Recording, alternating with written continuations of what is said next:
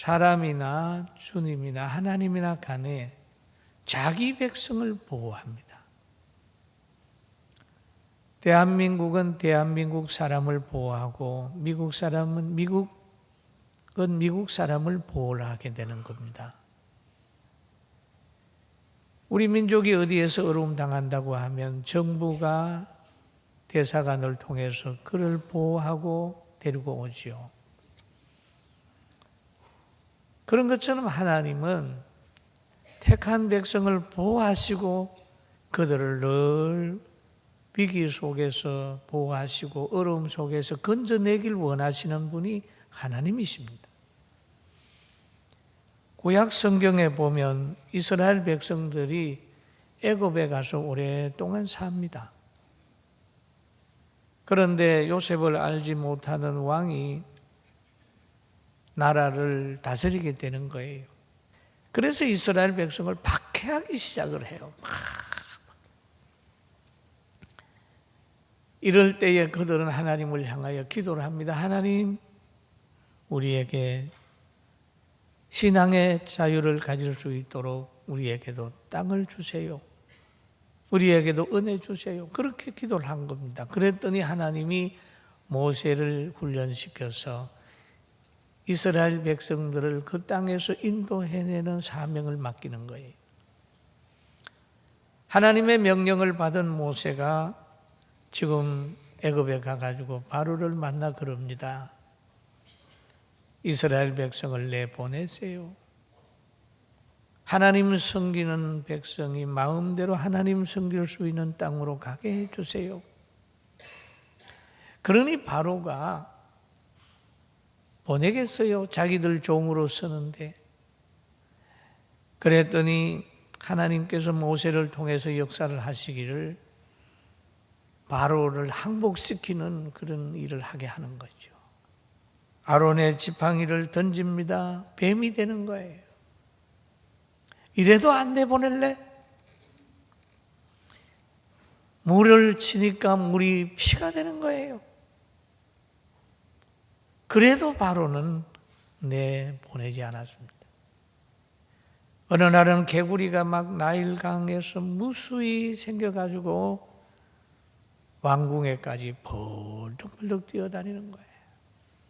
그래도 바로는 이스라엘 백성을 내보내지 않았습니다. 어느 날은 막 파리가 생겨가지고 온 왕궁과 나라에 가득하게 됐어요. 그래도 그는 강팍했습니다. 가축들이 죽고 악성 종기가 나고 우박이 막 때려가지고 곡식을 다 망가뜨리고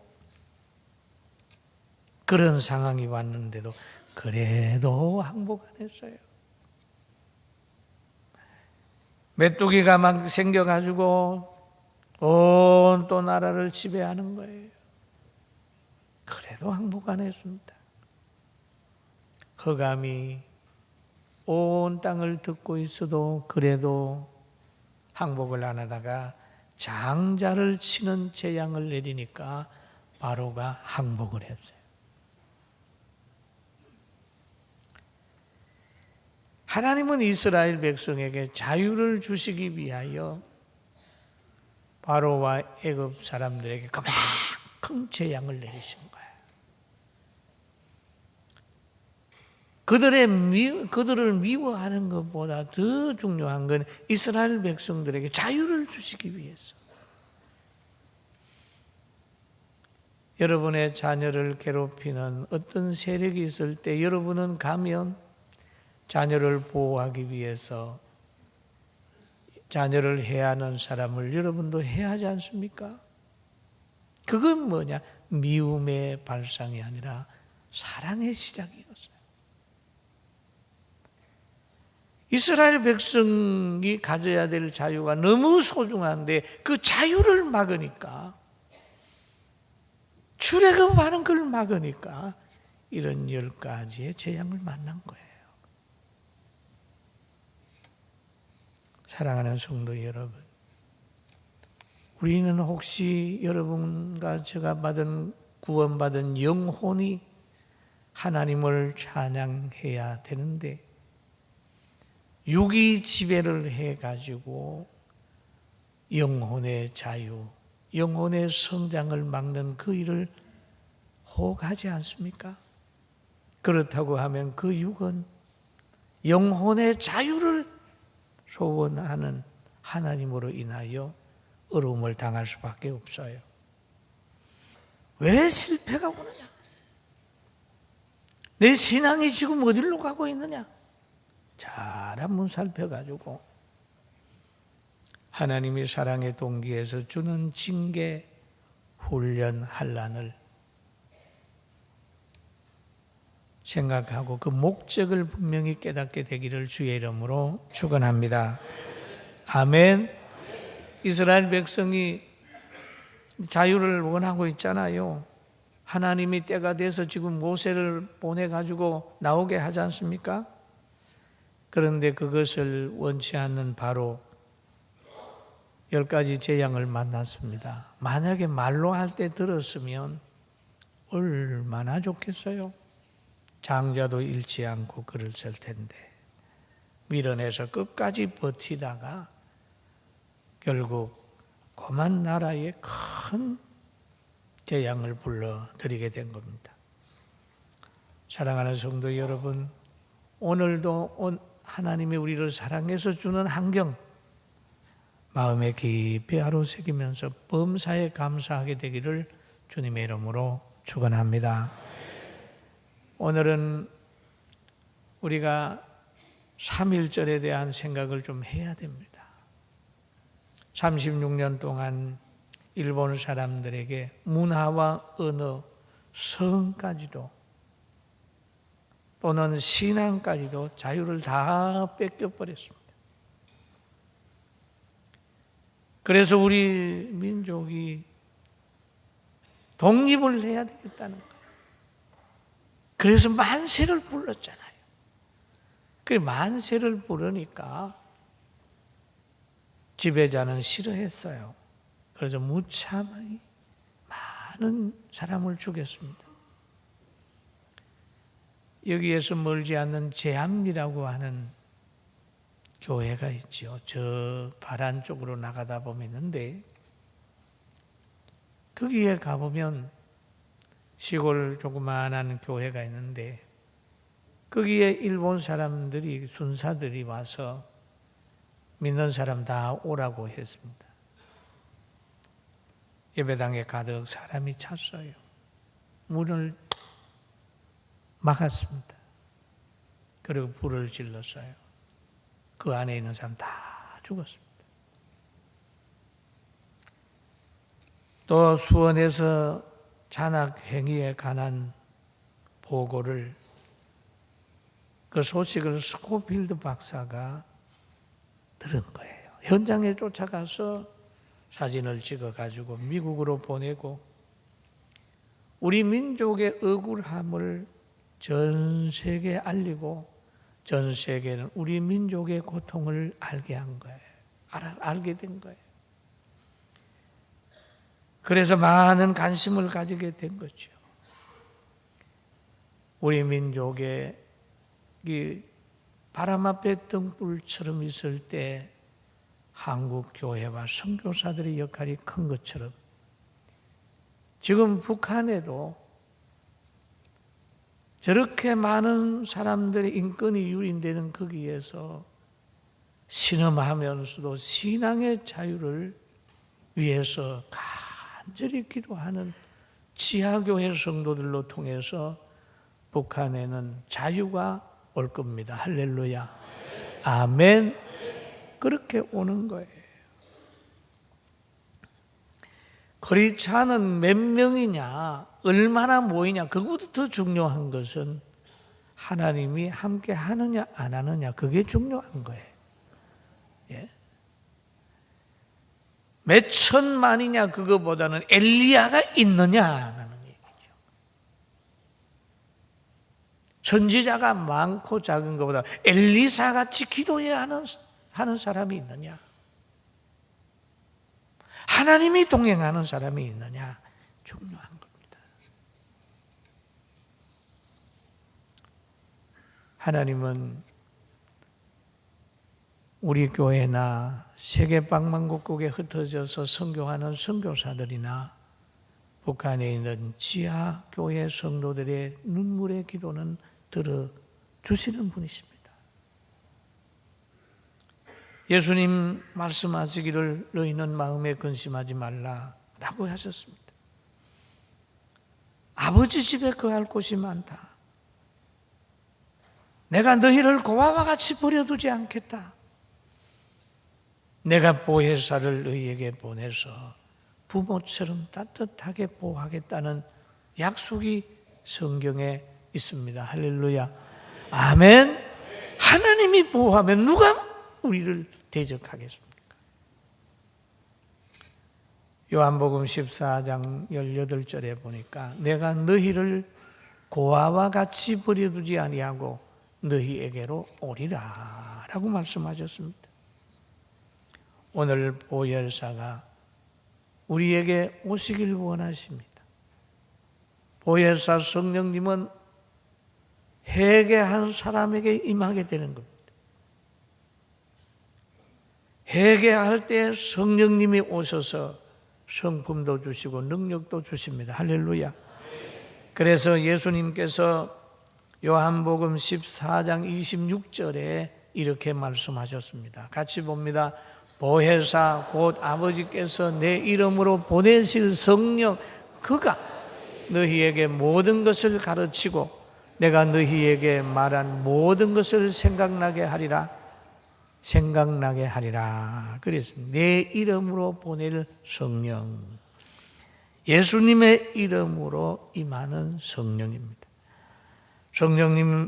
성령은 예수님이 이 땅에 오실 때도 역사하셨어요. 교회의 시작도 성령님이 하신 거예요. 예수님이 이 땅에 오실 때도 성령님의 역사가 있었습니다. 마태복음 1장 20절에 보면 이런 말이 있지요. 주의 사자가 현몽하여 이르되 다윗의 자손 요셉아 내 아내 마리아 데려오기를 무서워하지 말라. 그에게 잉태된 자는 성령으로 된 것이라. 약혼한 아내가 잉태하여 나타났을 때 무서웠어요. 왜 무서웠을까요? 이런 일이 있을 수 있을까? 그럴 때에 주의 사자가 나타나서 너의 아내 마리아가 다른 사람과 관계를 맺은 것이 아니라 그에게는 성령으로 잉태됐으니 요셉아 무서워하지 마라 라고 얘기를 했어요. 바로 성령은 창조의 영이며 믿음의 영이며 예수 그리스도를 이 땅에 오게 한 영이다. 그럼 그 영은 성령이 그가 너희에게 모든 것을 가르친다. 모든 것을 가르친다. 성령을 받으면 성경이 깨달아져요. 예수님이 믿어져요. 세상을 이길 수 있는 권세가 임해요. 할렐루야. 너희에게 말한 모든 것이 생각나게 하리라. 여러분, 성령님은 자연계를 이해하게 하는 영이고 하나님의 말씀을 생각나게 하는 영이고 모든 행할 것을 바르게 분별시키는 영입니다. 요한복음 16장 8절에 보면 그가 와서 죄에 대하여 의에 대하여 심판에 대하여 세상을 책망하시리라 라고 했어요. 성령을 받으면 죄가 구별이 되고 의가 구별이 됩니다.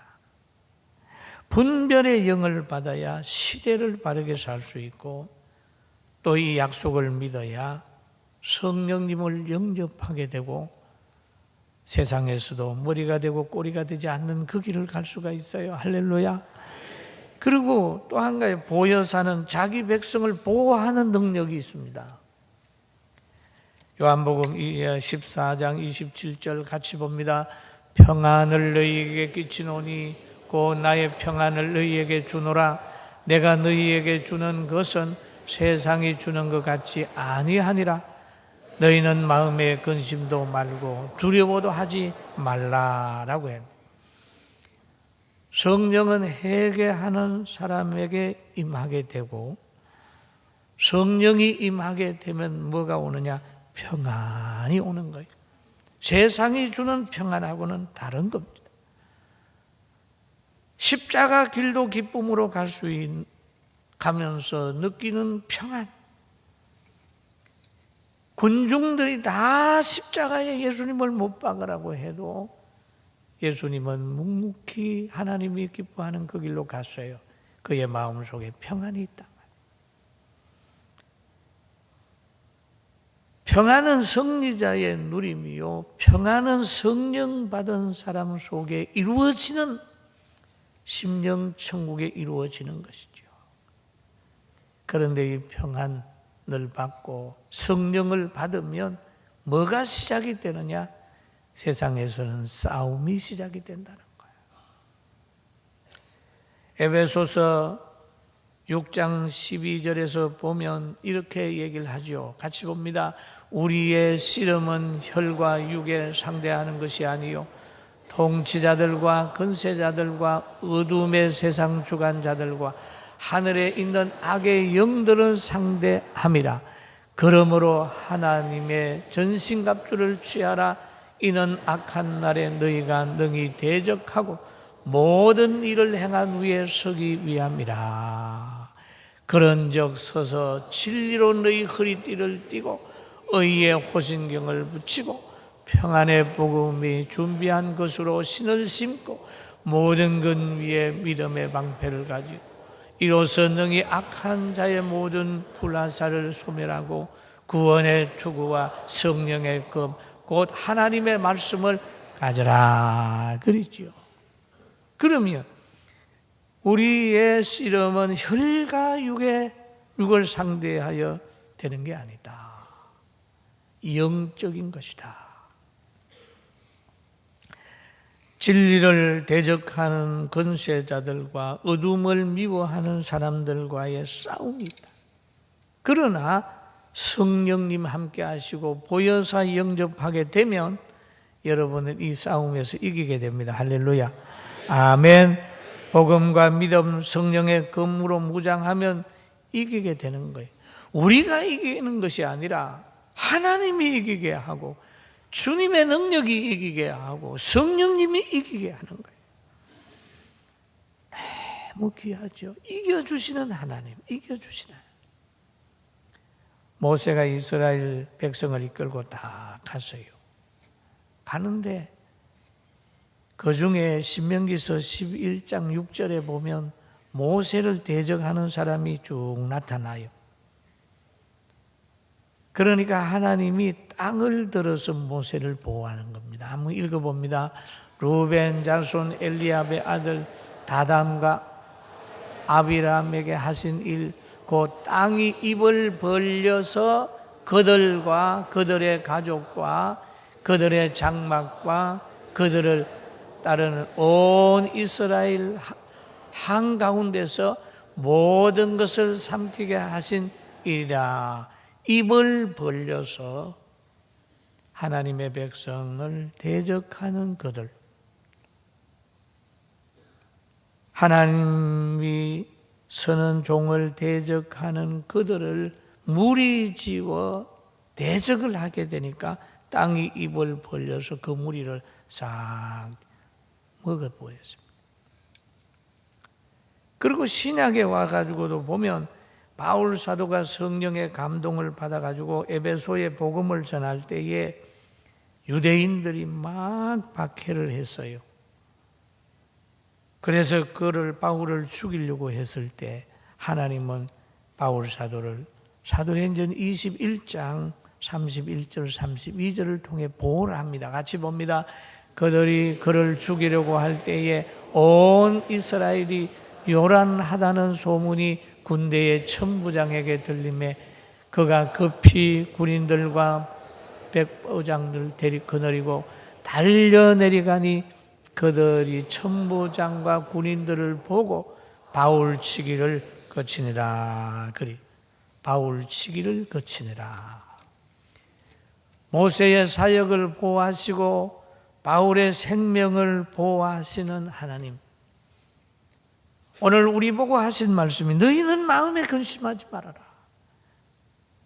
라고 하는 말은 우리의 삶도 우리의 생명도 오늘날 우리 한국교회도 세계교회도 하나님께서 보호한다는 약속이 있기 때문에 두려워하지 말고 근심하지 말라는 겁니다. 할렐루야. 아멘. 우리는 하나님의 보호를 늘 체험하고 삽니다. 그리고 보혜사는 이 땅에서 아버지의 뜻대로 행하였다는 것을 보여주는 거예요. 요한복음 14장 29절에 보면 이제 일이 일어나기 전에 너희에게 말한 것은 일이 일어날 때에 너희로 믿게 하려 함이라. 그래서 미리 알게 했다라는 말. 미리 알게 했다. 우리가 성경을 읽으면 변화에 대해서 두려움이 없어요. 화산이 터졌다. 그 위로 비행기가 못 날아간다. 막 쓰나미가 일어났다. 수많은 사람이 죽었다. 전쟁이 일어난다. 민족이 민족을 나라가 나라를 친다. 사랑이 식어져서 가정에 문제가 생긴다. 이단들이 많이 나타나서 이상한 운동을 한다. 그걸 보면 주님이 다 예언한 거예요. 말세에 나타나는 현상이다 라는 것이죠. 이럴 때에 그들을 미워함보다는 말세에 나타나는 현상이니 내가 말세의 신앙, 종말론적 신앙을 가지고 복음 전하면서 범사에 감사하며 살아야 되지 라고 뜻을 정하고 살면 되는 거예요. 아멘. 아멘. 살면 되는 거예요.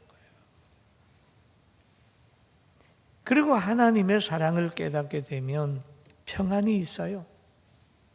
로마서 8장 32절에 보니까 자기 아들을 같이 봅니다. 자기 아들을 아끼지 아니하시고 모든 사람을 위하여 내어주신 이가 어찌 그 아들과 함께 모든 것을 우리에게 주시지 아니하게.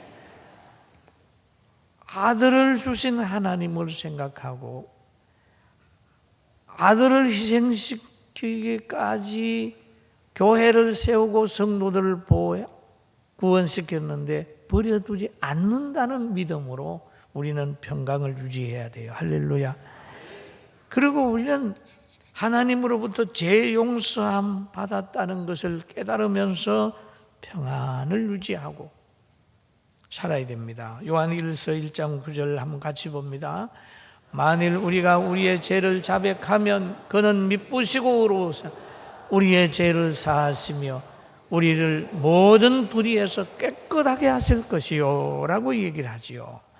우리의 죄를 자백하며 사해주는 주님을 생각하고 우리는 평안을 가지고 담대하게 일어나고 보혜사 성령님을 모시고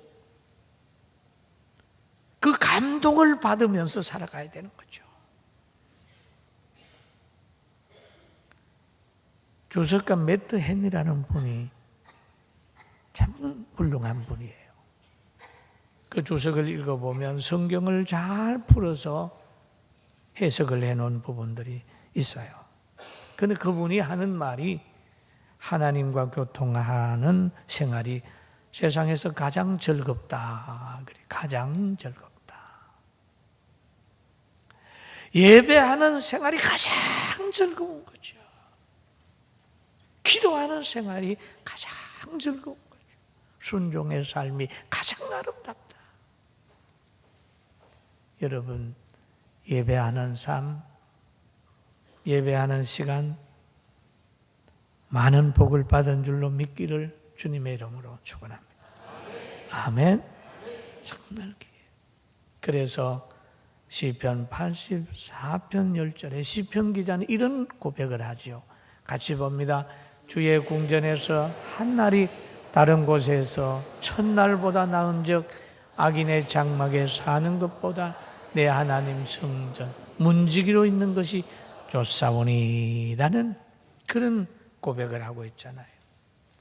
사랑하는 성도 여러분, 주일 성수하고 성령님 보혜사 영접하고 이 시대 속에서 패자가 아니라 성자로 살고 우리에게는 천국이 있음을 기억하고 영원하지 않는 그것 때문에 영원한 길을 포기하는 일이 없기를 주의 이름으로 축원합니다. 기도하겠습니다.